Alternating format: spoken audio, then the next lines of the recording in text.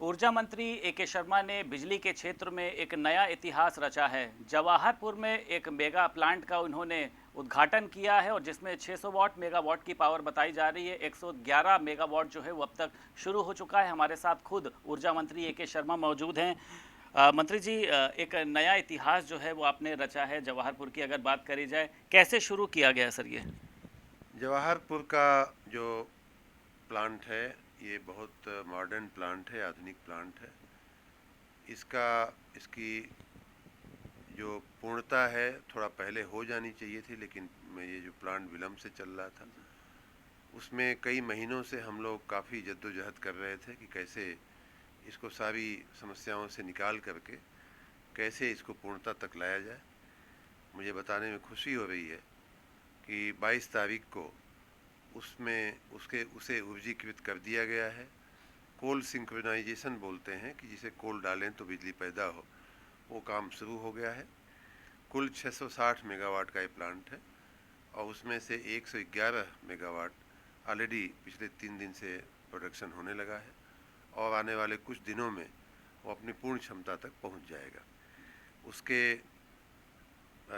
उत्पादन में आने से एक तरह से राज्य की स्थापित जो हमारी तापीय विद्युत का जो क्षमता है उसका लगभग 10% ये जो है अकेला इस प्लांट से मिलने वाला है।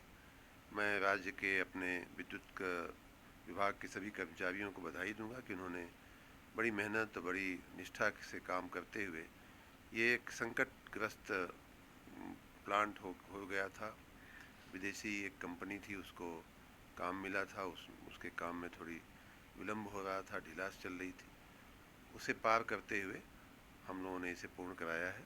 मैं सबको, इससे जुड़े हुए सभी लोगों को साधुवाद देता हूँ। मंत्री जी, अगर और इसके अलावा हम बात करते हैं ऊर्जा क्षेत्र की, इसको लेकर नया आप और क्या कर रहे हैं? जिस तरीके से आपने बताया जवाहरपुर में ये जो प्लांट लगाया गया है, और ऊर्जा क्षेत्र में क्या किया जा रहा है कि जो बिजली घर घर पहुंचने की एक आपूर्ति है, जो एक लगातार पहले लंबे समय से शिकायत रहती थी, आपके आने के बाद सुधार भी हुआ है, और क्या नया हो रहा है?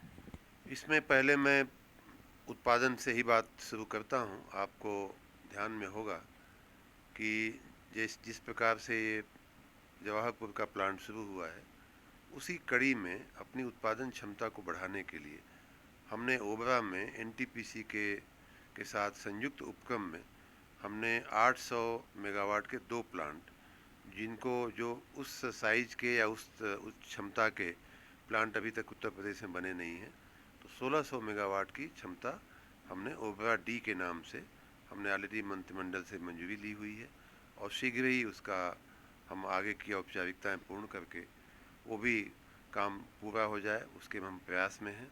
आने वाले दिनों में ओबरा में ही एक प्लांट शायद कार्यरत भी हो जाएगा हमारा, जैसे जवाहरपुर में कार्यरत हुआ है वैसे ही ओबरा में भी कार्यरत हो। तो इस प्रकार हमारा जो प्लान है कि अभी तक की स्थापित क्षमता से कई गुना क्षमता जो है उत्पादन की हम उत्तर प्रदेश को देंगे।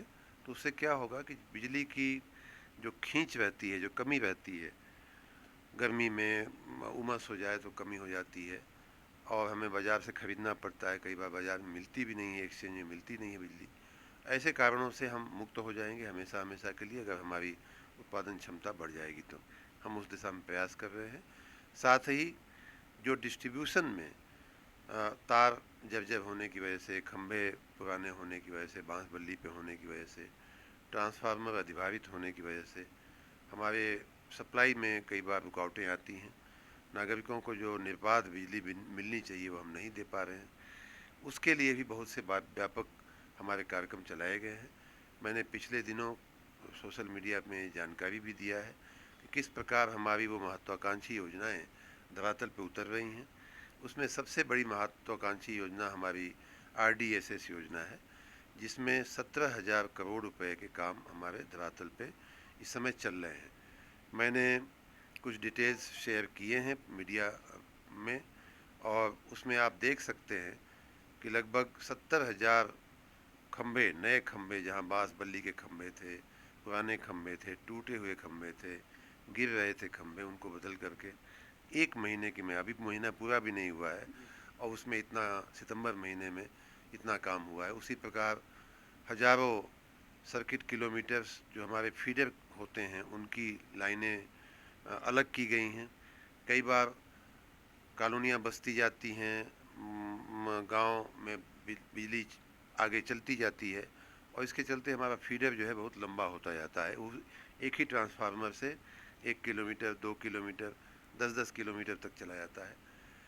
समय रहते अगर उसको हम अलग न करें तो फिर लो वोल्टेज की समस्याएं आने लगती हैं, अधिभावित होने की समस्याएं आने लगती हैं।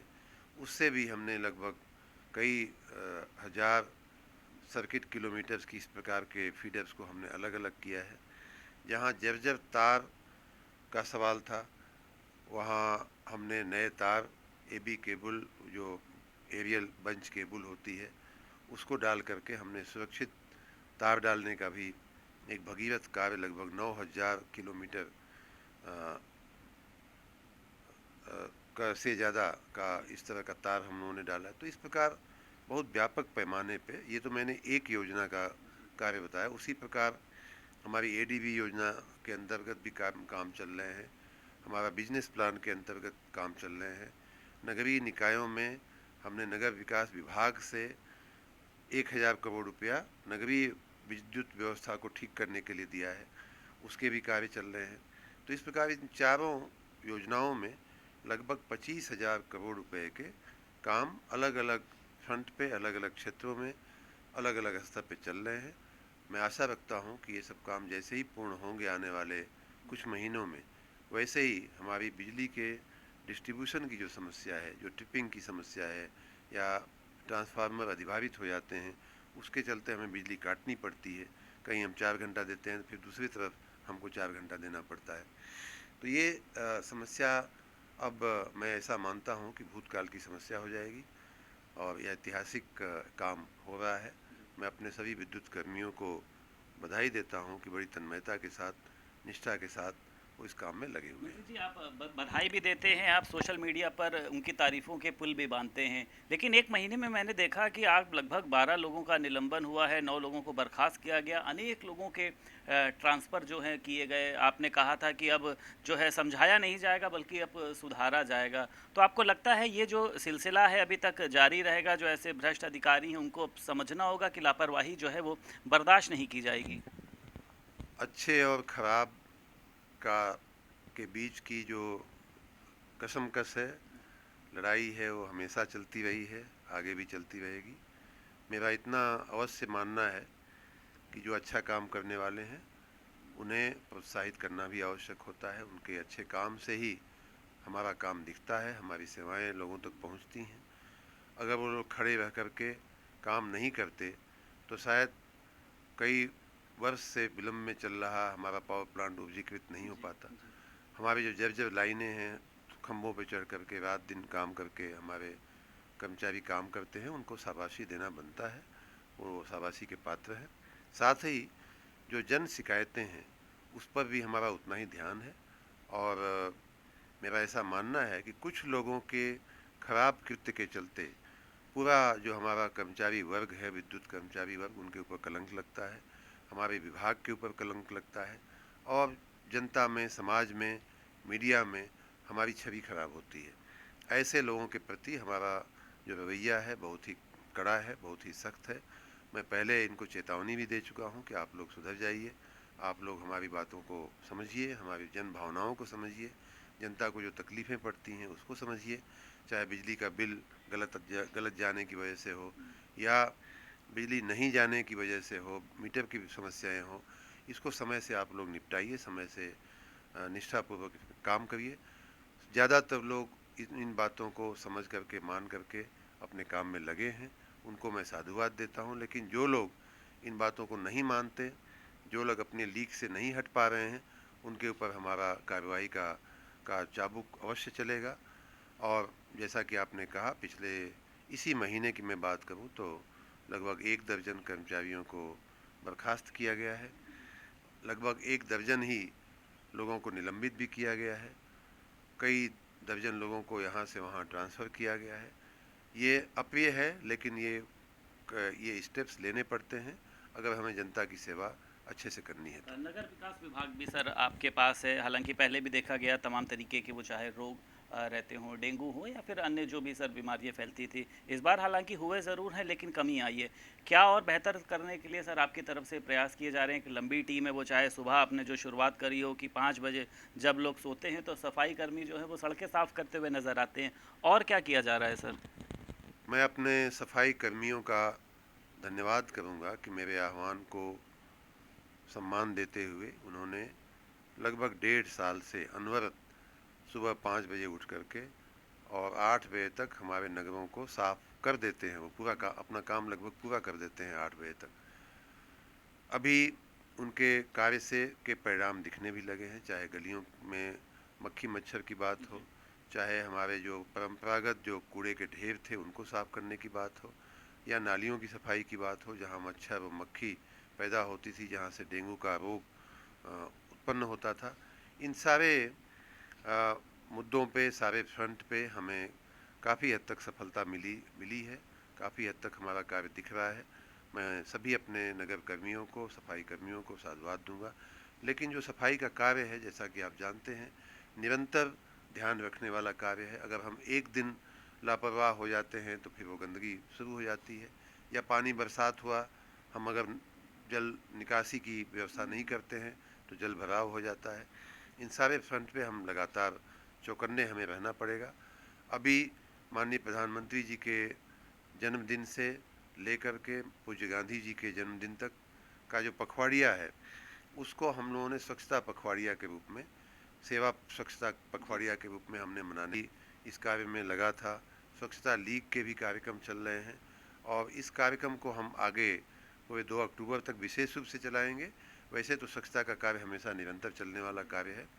मैं आश्वस्त करना चाहूँगा नगरीय जनता को, नगर में रहने वाले लोगों को, कि हमारे प्रयास में कहीं कोई कमी नहीं रहेगी। लेकिन साथ ही हम जनता से भी अपील करते हैं, जनता से भी हम गुजारिश करते हैं कि आप भी थोड़ा ध्यान रखिए, अपने घर का कचरा, कूड़ा समय से निकालें, सही जगह पर उसको डालें और हमारे नगर कर्मियों की, सफाई कर्मियों की मदद करें अपने काम करने में। ये हमारी जनता से अपील है। एक आखिरी सवाल सर है, लखनऊ की सड़कों की बात करी जाए, अन्य जगहों की बात करी जाए, गड्ढे बहुत होते हैं। सीएम योगी भी अभी एक कार्यक्रम में गए थे तो वहाँ पर फंस गए थे, कई अधिकारियों को निलंबित भी किया गया। आपकी तरफ से सर अधिकारियों को क्या निर्देशित करा जा रहा है, क्या कोई डेडलाइन दी गई है सर? हमारी डेडलाइन बहुत स्पष्ट है कि जो गड्ढा युक्त सड़कें हैं उन्हें गड्ढा मुक्त किया जाए। अब बरसात का जो समय रहता है सामान्य रूप से, तो उसमें रिपेयरिंग का काम नहीं हो पाता है। रोड रिपेयरिंग सामान्य रूप से की भी नहीं जाती है क्योंकि वो टिकाऊ नहीं होती है। तो इसलिए अभी का समय जो है वो इमरजेंसी जो काम है, जहाँ एकदम गड्ढे हो गए हैं, जो ट्रैफिक चल नहीं सकता, गाड़ियाँ फंसती हैं, स्कूटर मोटरसाइकिल उसमें गिर जाते हैं लोग, पैदल चलने वाले उसमें लोग गिर जाते हैं। ऐसी अगर स्थिति है तो तात्कालिक उसका निराकरण किया जाए और बाकी जो गड्ढा मुक्ति का जो व्यापक कार्यक्रम है वो जैसे ही बरसात पूरी होगी उसके बाद हम लोग व्यापक कार्यक्रम चलाएंगे। हमारी पूरी तैयारी है। हमारी सभी योजनाएं, जो औपचारिकताएं हैं वो पूर्ण की गई हैं। मेरी सभी नगर निगमों से, नगर पालिकाओं, परिषदों से, नगर पंचायतों से मेरी ये भी गुजारिश है, मेरा अनुरोध है, सुझाव है कि आप कागज़ की जो औपचारिकताएं हैं, चाहे टेंडर निकालने की हों, चाहे चाहे टेंडर का फाइनलाइजेशन करने का काम हो, ये सब बरसात के वर्तमान के समय में तात्कालिक कर लीजिए, जिससे कि जैसे ही बरसात पूरा हो वैसे ही हमारा कार्य जो है शुरू हो सके। बहुत शुक्रिया बात करने के लिए। उत्तर प्रदेश सरकार में ऊर्जा एवं नगर विकास मंत्री ए के शर्मा हमारे साथ मौजूद थे और साफ तौर पर उनका कहना यह है, मैंने तमाम लोगों को अल्टीमेटम दिया है कि या तो वो सुधर जाएं और या तो फिर वो उत्तर प्रदेश से चले जाएं। अगर यहाँ पर उनको रहना है तो ईमानदारी के साथ काम करना होगा। लखनऊ से वीडियो जर्नलिस्ट शुभम के साथ संदीप खेर, भारत समाचार।